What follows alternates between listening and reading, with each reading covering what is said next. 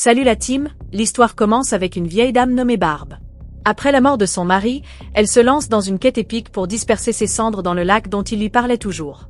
Spoiler alerte, les routes n'aiment pas Barb ce jour-là. Une tempête de neige arrive comme un méchant dans un film d'horreur, elle se perd, et là, elle entend une voix mystérieuse. Barb, complètement naïve, suit le bruit jusqu'à une maison. Sauf que, petite surprise désagréable. Une voiture est garée là, et dedans, un flingue et du sang partout. Ça sent vraiment pas bon. Une femme sort et demande à Barb ce qu'elle fout là. Barb répond innocemment qu'elle cherchait juste des directions pour aller au lac. Le mec lui montre le chemin et quand elle ose demander pour le sang, il sort l'excuse classique. C'est juste du gibier que j'ai chassé. Ouais, bien sûr, mec. Barb ignore complètement ce détail sympa et continue sa route jusqu'au lac Hilda, ce lieu de nostalgie avec son mari disparu. Elle s'assoit là, se remémore les bons moments, quand un coup de feu retentit. Elle court voir ce qui se passe et découvre qu'un mec vient de tirer sur une petite fille qui tentait de s'échapper. Panique totale. Barb saute dans sa Jeep, essaie d'appeler du secours mais pas de réseau. Évidemment. Barb réalise qu'il n'y a qu'une maison dans le coin et que la fille doit forcément être kidnappée là-bas. Elle fonce à la cabane, trouve tous les accès verrouillés, mais aperçoit la petite par une fenêtre du sous-sol. Avant qu'elle puisse dire un mot, 2 voitures arrivent. L'une d'elles amène un couple à l'intérieur de la maison. En écoutant les conversations, Barb comprend l'impensable, c'est la femme du couple qui a ordonné le kidnapping. Confirmation reçue, la petite a été enlevée. Barb écrit alors un message sur la vitre, « Je ne t'abandonnerai pas ». Puis elle disparaît discrètement. Pendant ce temps, Clara sort de la maison pour vérifier l'état de la petite. Et là, elle tombe sur les gants de Barb et son message sur la vitre. Clara devient hystérique. Elle hurle après son mari David, « C'est quoi ce cirque? À qui c'est ces trucs ?» David lui explique qu'une vieille femme a juste demandé des directions, rien de plus. Mais Clara, elle comprend vite, cette femme est devenue une menace vivante. Elle prend son arme et balance à David, faut qu'on élimine cette menace. Ils savent qu'elle se planque quelque part près du ponton de pêche. Clara braque son flingue dans la direction de la terrasse et David se dirige vers la porte quand soudain, il tombe à travers la glace. Petite astuce de Barb, elle avait creusé la glace exprès, et elle regardait de loin. David se retrouve dans l'eau glaciale, à 2 doigts de devenir un glaçon permanent. Pendant que Clara sauve son mari en panique, Barb voit son opportunité en or. Elle fonce vers la cabane et se rue au sous-sol. Mais bang, elle dégringole les escaliers en cascade. Elle se redresse, court vers la petite et lui enlève le ruban adhésif de la bouche. Elle l'a libérée, mais s'échapper? C'est une autre histoire. Avant de partir avec elle, Barb veut s'assurer que le couple ne les pourchassera pas. Elle monte à l'étage et là, elle fait un truc complètement cinglé. Elle éteint le feu du chauffage, ouvre toutes les portes et fenêtres pour que le froid s'engouffre, et elle trempe toutes les couvertures. Son plan? Congeler David et Clara jusqu'à la mort. Sadique, mais efficace. Elle redescend vers le sous-sol quand PF. Une balle lui frôle la main. Clara avait suivi Barb du regard et a tiré. Barb détale vers sa Jeep, sauf que l'engine est complètement gelé. Elle démarre pas. Barb, en douleur extrême, attrape de la glace et l'applique sur sa blessure pour engourdir la douleur. Créatif, hein? Elle se traîne ensuite au ponton de pêche et trouve le flingue de David avec une seule balle dedans. Jackpot. Entre-temps, David et Clara regardent autour d'eux et réalisent l'horreur. La maison est un congélateur. C'est invivable? David est trempé jusqu'aux os et peut à peine tenir debout. Clara le balance dans la voiture pour qu'il ne crève pas de froid. Et là, elle lui lâche une bombe. Peu importe ce qui arrive, on doit terminer notre mission aujourd'hui. Installe-toi près du lac. Je peux pas rater mon rendez-vous chez le chirurgien demain matin. On apprend la vérité dégueulasse. Clara a kidnappé cette petite fille pour lui voler son foie pendant une fausse opération chirurgicale, histoire de se faire transplanter ce foie pour elle-même. Elle a choisi ce coin paumé exprès parce que personne n'y va depuis des années, c'est stérile naturellement, pas besoin de grosses installations. Après avoir sorti le foie de la gamine, il comptait la jeter à la rivière pour éviter que les flics trouvent des preuves. Pratique, non? Il charge la petite et tout le matériel dans la voiture. David remarque soudain qu'il n'a pas son flingue. Clara explose, le gifle en pleine face. David se dirige vers le lac pour préparer l'opération pendant que Clara le surveille avec des jumelles. C'est à ce moment que Barb voit la voiture de Clara s'en aller. Maintenant que la maison est vide, Barb descend au sous-sol et découvre l'horreur. La petite fille a disparu. Mais avant de paniquer, Barb prend un moment pour panser ses propres plaies avec les outils traînant là. Puis elle remonte, planifiant son sauvetage. La voiture de David est garée dehors, mais verrouillée comme un fort. Barb balance un coup de marteau sur la vitre, rentre dedans et utilise la radio pour appeler les flics. Elle commence à expliquer la situation quand soudain, David arrive par derrière, la sort de force et lui écrase la jambe avec le marteau. Oui. Barb, complètement dingue, se sauve, sort le flingue de David de sa poche et le braque directement sur lui. David lève les mains. Non, s'il te plaît, me tue pas.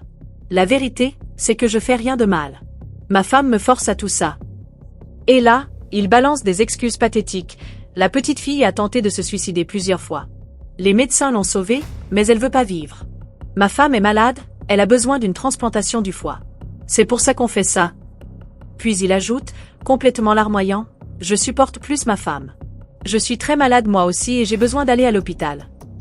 Barb le regarde droit dans les yeux et dit, si tu es vraiment un bon gars, tu vas aller à la police et tu vas te dénoncer avant d'aller à l'hôpital.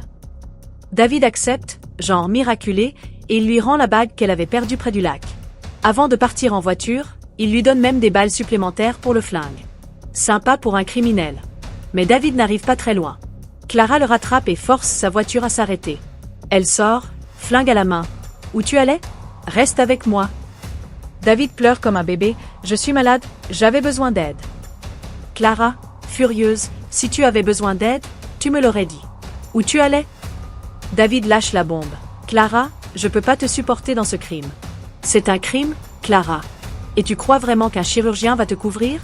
Il va pas te poser des questions sur d'où vient ce foie. Pendant qu'il parle, Clara commence aussi à pleurer. Du sang coule de son nez. Pendant ce temps, Barb charge son flingue avec les balles supplémentaires que David lui a données. Après avoir préparé son arsenal, Barb sort une photo d'elle et son mari du pick-up. C'était quand elle était enceinte. Sauf qu'elle n'a pas pu avoir le bébé. Son fils était mort. Elle sort de ses souvenirs douloureux, regarde ce pick-up qui était leur maison pendant des années, mais maintenant ce truc n'a plus d'importance. La survie, c'est ce qui compte. Elle trouve des vêtements dans le réservoir du pick-up et met le feu au véhicule pour que la fumée attire du secours. Spoiler, ça marche. Deux mecs arrivent, et Barb reconnaît les voix, c'est les mêmes gars qui ont répondu à son appel radio. Barb leur explique tout, merci de venir. Il y a un couple qui a kidnappé une petite fille. Le mec est gravement blessé, je l'ai envoyé à l'hôpital. Mais le vrai danger, c'est sa femme. Elle veut tuer la petite. Les deux flics trouvent l'histoire chelou, surtout qu'elle a un flingue à la main. Ils lui demandent, donne-nous le flingue. Barb accepte et le remet. Il s'approche de la voiture où Clara attend, arme dégainée. Il lui crie de sortir. Mais juste au moment où ils ouvrent la portière, des coups de feu viennent de derrière. C'était un piège. Clara arrive de l'autre côté et les descend tous les deux. Catastrophe. Clara essaie alors de tirer sur Barb. Barb se protège derrière le tableau de bord, ouvre la boîte à gants, sort son flingue et tire sur Clara à la jambe. Clara tombe, blessée. Barb fonce vers la cabane quand elle voit la voiture de David, complètement immobile. Rien qui bouge. C'est le choc. Puis elle voit Clara qui a récupéré sa santé mentale ôter son arme, pointant directement sur Barb. Barb court vers le hangar. Clara tire en direction du hangar, le flingue vole en l'air et le toit s'effondre sur Barb. Barb s'effondre, inconsciente. Quelques heures plus tard, Barb reprend conscience. Elle se retrouve dans le même sous-sol où la petite fille était retenue. La première chose qu'elle voit en ouvrant les yeux, Lia, terrifiée. La petite murmure, « Je veux pas mourir ». Barb lui demande son nom. Lia répond, et Barb sourit. Quel joli nom. Si j'avais eu une fille, je l'aurais appelée comme ça. Barb commence alors à raconter une histoire à Lia. Elle parle de son arrière-grand-père qui s'est retrouvé coincé dans une tempête de neige avec des soldats. Elle explique que la tempête était impossible à traverser normalement. Plein de soldats sont morts. Mais son grand-père, lui, n'a pas abandonné. Il savait que s'il s'asseyait ou s'arrêtait une seule seconde, il perdrait sa chaleur corporelle et gèlerait rapidement. Alors il a continué à marcher, sans relâche, jusqu'à traverser la tempête complètement. Et elle ajoute avec conviction, si mon grand-père était resté là ce jour-là, il serait mort gelé dans la neige. Mais son courage l'a sauvé. Et s'il n'avait pas fait ça, je serais pas là aujourd'hui pour te raconter cette histoire. Puis elle regarde Lia droit dans les yeux. J'admets, on sait pas ce qui va nous arriver. Mais on doit au moins se battre pour nous-mêmes. On doit continuer à essayer de se sauver. Et toi, tu restes assis ici depuis trop longtemps. Barb trouve une paire de grandes chaussures, les met à Lia et elle aussi. Elle tente d'ouvrir la porte du sous-sol, mais elle est verrouillée de l'extérieur. Après des heures d'efforts acharnés, elles réussissent à l'ouvrir. Elles sont sur le point de s'échapper quand soudain, Clara apparaît et referme la porte d'un coup. Piège sur piège. Clara revient peu après, les attache toutes les deux et les traîne vers le lac. Elle force Barb à porter des tonnes de bagages. Une fois au lac, Clara met en place un véritable setup d'opération chirurgicale. Elle ordonne à Barb de sangler Lia sur une table. Puis elle dit « Toi, tu vas me tenir le matériel pendant que je fais l'opération. » Barb remarque que la jambe de Clara saigne énormément là où elle l'avait tirée dessus. Elle lui dit « Tu devrais d'abord soigner ta jambe, sinon tu vas perdre trop de sang et tu vas crever. » Clara, complètement obsédée « Je m'en fous. Fais juste ce que je te dis. » Clara ouvre une boîte et sort un kit de transplantation hépatique. Barb comprend que c'est vraiment en train de se passer. Elle essaie de s'opposer, mais Clara ne l'écoute même pas. Elle ordonne à Barb de scotcher la bouche, les jambes et les mains de Lia. Barb obéit avec le cœur brisé. Puis Clara tire une balle sur Barb et commence à marquer le corps de Lia pour savoir où elle va découper. Mais avant de faire la première incision, Barb se relève d'un coup. Elle fonce sur Clara par derrière et la pousse loin de Lia. Clara la maîtrise facilement, elle est plus jeune et plus forte. Pendant qu'elles se battent, le flingue de Clara heurte une lampe et embrase toute la tente. Les deux femmes se battent pour sortir du feu. Le flingue tombe par terre. Clara et Barb courent toutes les deux vers l'arme. Clara l'attrape en premier. Elle s'apprête à tirer sur Barb une dernière fois quand... Vide. Plus de balles. Clara devient dingue de rage et fracasse l'arrière du canon sur la tête de Barb, qui saigne abondamment. Pendant ce temps, la tente où on devait opérer Lia brûle complètement. Lia aurait dû être incinérée avec, mais elle se sauve. Elle sort en rampant de la tente et tombe dans la neige, aveuglée par le chaos. Puis elle voit Clara et récupère son flingue tombé par terre. Elle tire sur Clara. Clara se tord de douleur. Lia attache alors le corps de Barb à la jambe de Clara et les jette toutes les deux dans le lac. Elle croit que Barb est morte. Mais Barb n'est pas morte. En train de sombrer, Barb sort la boîte contenant les cendres de son mari qu'elle traînait depuis le début. Elle l'ouvre dans l'eau glaciale. Les cendres de son mari se dispersent dans le lac. Barb a exaucé le dernier vœu de son mari. Et elle part avec lui.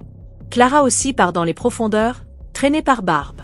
Deux âmes disparaissent dans l'obscurité. Mais attends, Lia avait survécu.